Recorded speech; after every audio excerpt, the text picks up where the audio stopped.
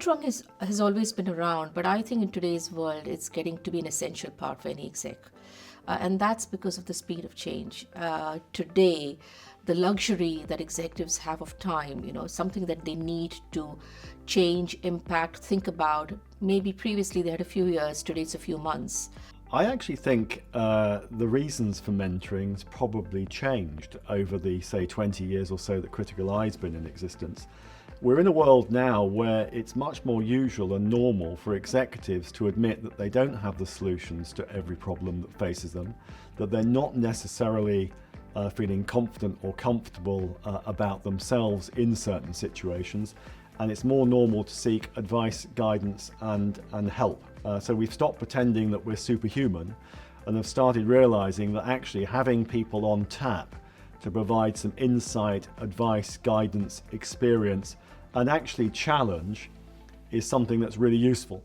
I think the CEO world and senior executive world can be very lonely, and I think it's very difficult for them to find a totally confidential and safe space where they can get an independent view of what's going on. It can be a release valve, but it's also a space where they can talk about things that you probably couldn't talk about in the normal corporate life. It's extremely difficult to be completely open about what it is that you hope for or fear or concerned about, etc. And also within your own organisations, you can get a little bit myopic in your views about what's possible or indeed actually what your needs might be.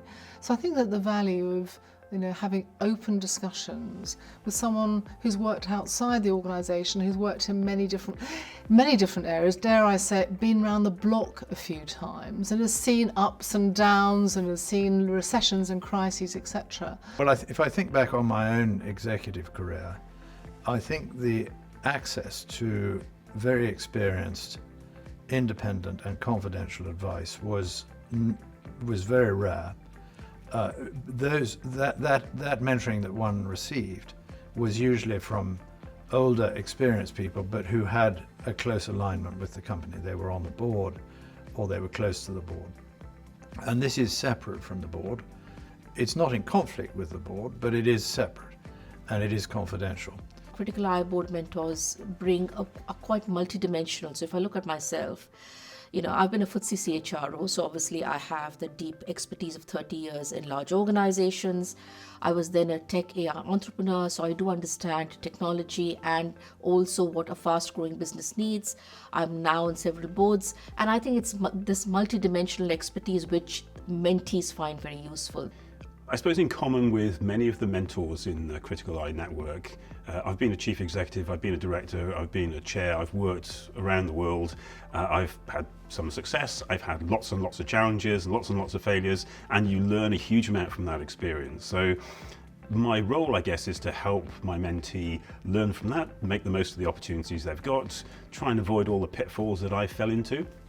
And also to bring a different perspective, because I may not be from their sector, but that's a good thing sometimes because you want to bring the outside in.